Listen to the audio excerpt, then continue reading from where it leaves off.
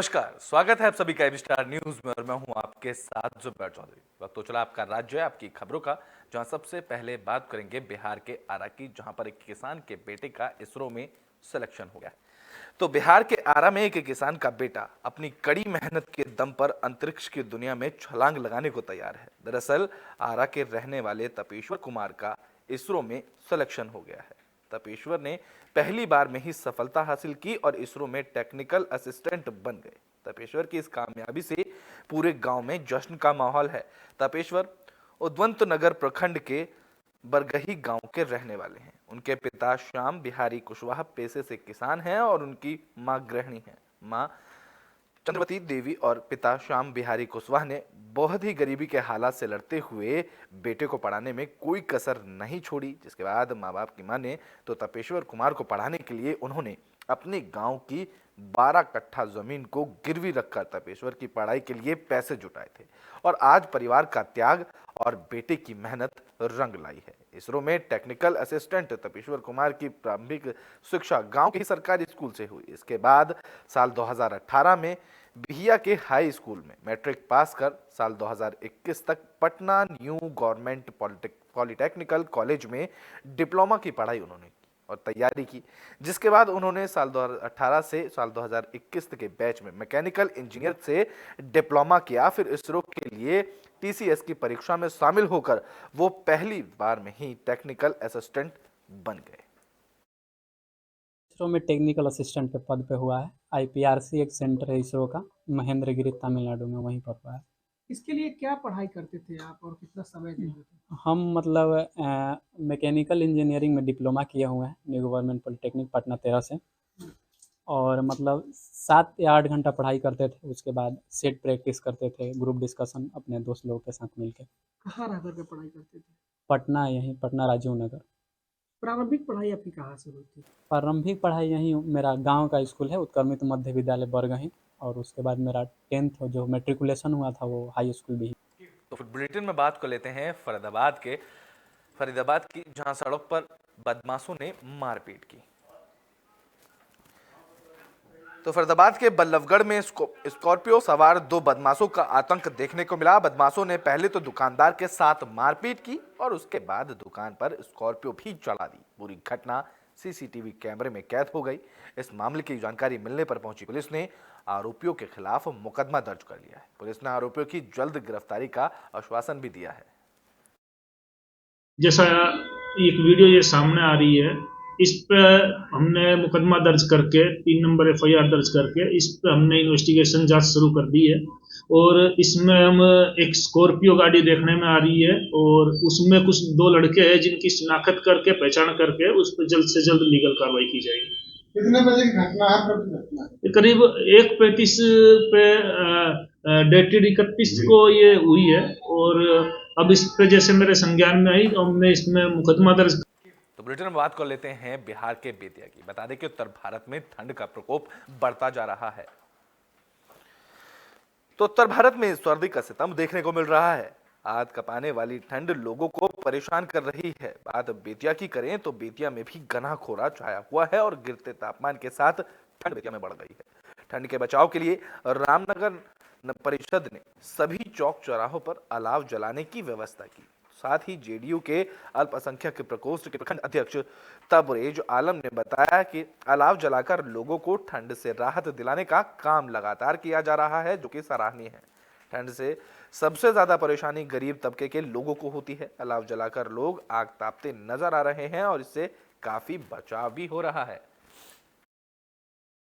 ठंड से सिकुड़ते लोगों के लिए रामनगर नगर परिषद के द्वारा सभी चौक चौराहों पर, हिंद सिनेमा चौक, भगत सिंह चौक, बस स्टैंड चौक, रेली बाजार चौक, सभी जगहों पर अलाव की व्यवस्था की गई है।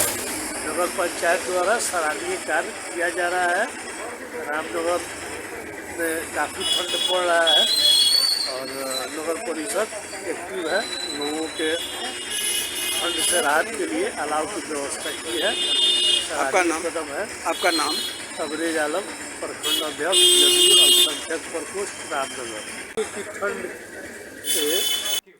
तो बुलेटिन में बात कर लेते हैं रामनगर की। बता दें कि रामनगर के प्रखंड प्रमुख के खिलाफ अविश्वास प्रस्ताव हुआ। रामनगर प्रखंड प्रमुख निहारिका नूतन पर अविश्वास लगाते हुए अर्चना वर्मा और तबस्सुम आरा के नेतृत्व में पंचायत समिति सदस्यों ने प्रखंड विकास पदाधिकारी चंद्रगुप्त को बैठक में कागजात सौंपे। पंचायत समिति सदस्य तबस्सुम आरा ने बताया कि प्रमुख कभी किसी की नहीं सुनती थी और ना ही किसी का सम्मान करती थी। हमेशा मनमाने ढंग से वो अपना काम किया करती थी। इसको लेकर उन्होंने बताया कि इसको लेकर सभी एकजुट हुए और अविश्वास प्रस्ताव लगाया गया। उन्होंने कहा कि अब सबको समान दर्जा, समान अधिकार मिलेगा और इस बार परिवर्तन से सभी लोग खुश हैं। हम लोग 16 बीडीसी आए हैं यहाँ पे अविश्वास लगाने के लिए। हम लोग उनके कार्यों से बिल्कुल कुशल नहीं है और उनकी मर्जी से चलता है। वो उनकी खुशी जिसमें होती है वो वही चीज़ करती हैं और हम ये कहते हैं कि उनको प्रमुख का जो पावर मिल गया तो अपने पावर का यूज़ करते हुए वो हम लोगों को नीचा दिखाती हैं और उन्होंने कभी हम लोगों को अपने जैसा नहीं समझा। क्या क्या अविश्वास आप लोगों को सब जो मिलना चाहिए हक मिलेगा? बिल्कुल मिलेगा। आरोप क्या लगा हुआ है? आरोप यही लगा हुआ है कि हम लोग उनके कार्यों से संतुष्ट नहीं है। हम लोग 16 बीडीसी आए हैं यहाँ पे अविश्वास लगाने के लिए। हम लोग उनके कार्यों से बिल्कुल कुशल नहीं है और उनकी मर्जी से चलता है। वो उनकी खुशी जिसमें होती है वो वही चीज़ करती हैं। तो बुलेटिन में बात को लेते हैं हरियाणा के फरीदाबाद की, जहां पर डंपिंग यार्ड का विरोध ग्रामीण करते नजर आ रहे हैं।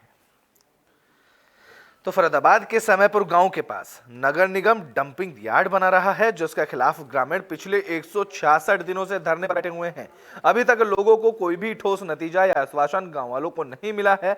आखिरकार गांव वालों ने इस मामले को लेकर कोर्ट का सहारा लिया, लेकिन इसके बावजूद प्रशासन पुलिस बल के साथ मौके पर पहुंचा और जेसीबी से काम शुरू करवा दिया गया।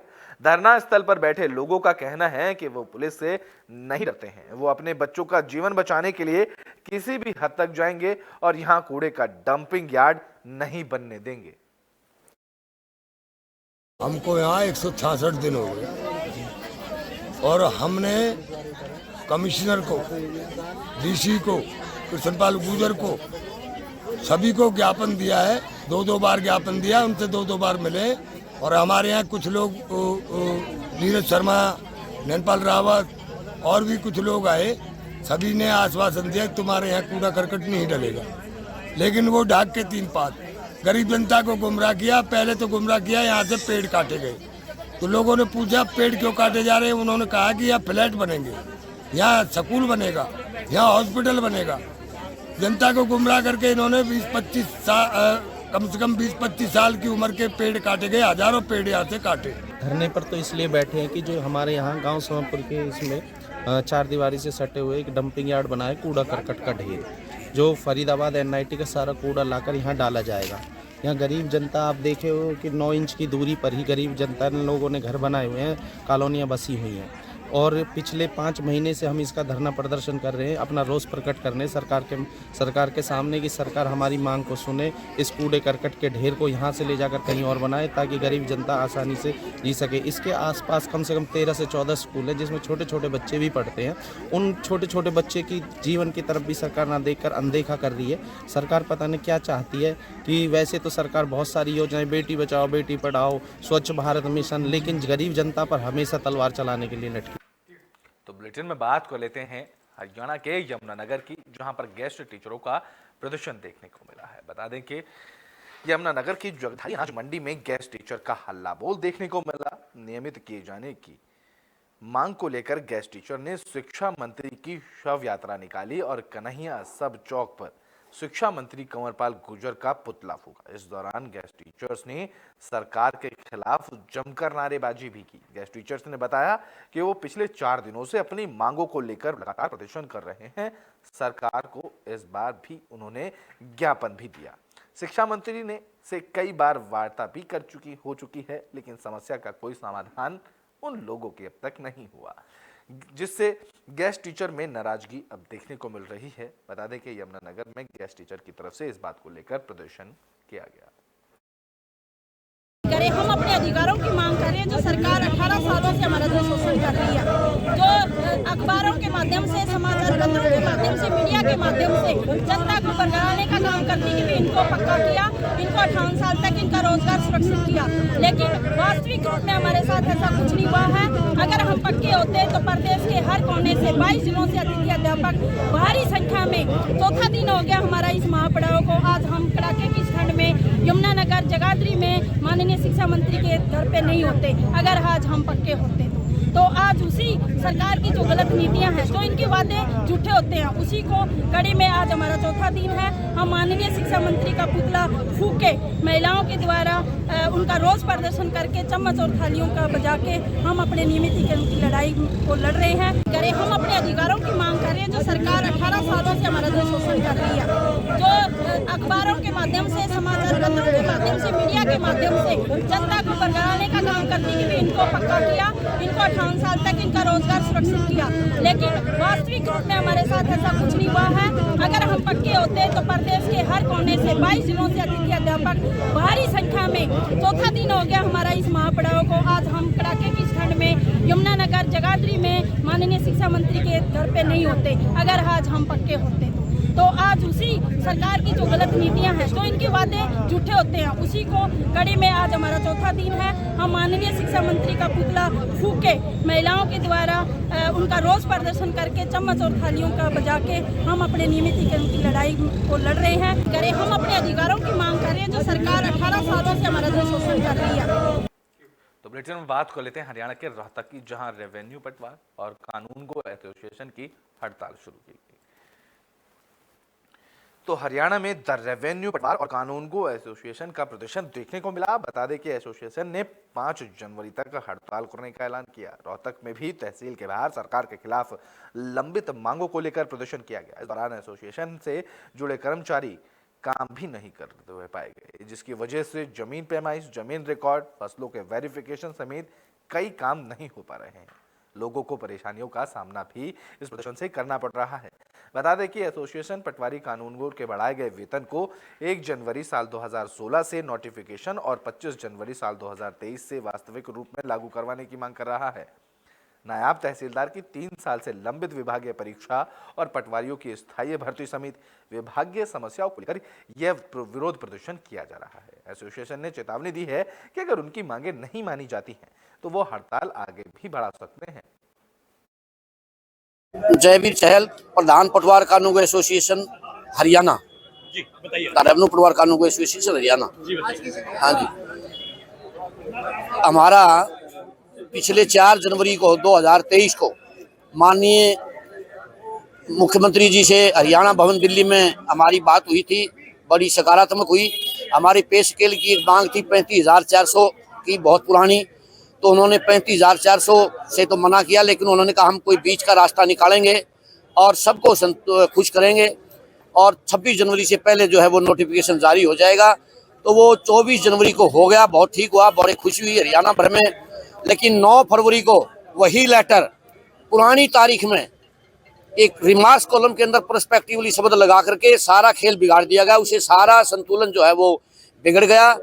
जयवीर चहल, प्रधान पटवार कानून एसोसिएशन हरियाणा। जी बताइए। रेवेन्यू पटवार कानून एसोसिएशन हरियाणा। जी बताइए। हाँ जी। तो बुलेटिन में बात कर लेते हैं छत्तीसगढ़ के गरियाबंद की, जहां धान के अवैध परिवहन को लेकर प्रशासन सख्त नजर आ रहा है। बता दें कि गरियाबंद में धान के अवैध परिवहन और भंडारण पर प्रशासन सख्त नजर आ रहा है। 300 बोरा धान के साथ 3 गाड़ियां प्रशासन की तरफ से जब्त की गई हैं। देवभोग में 2 और मैनपुर में 1 गाड़ी प्रशासन की तरफ से जब्त की गई। बता दें कि कार्रवाई कलेक्टर आकाश चिकारा ने के निर्देशन पर एसडीएम अर्पिता पाठक ने की। देवभोग में अब तक 3,600 से ज्यादा धान के कट्टे जब्त किए जा चुके हैं। बता दें कि देवभोग में 15 अंतर्राज्यीय चेक पोस्ट भी बनाए गए हैं और प्रशासन इन मामलों पर अवैध धान परिवहन और भंडारण को लेकर सख्त नजर आ रहा है और लगातार कार्रवाई करता भी दिख रहा है।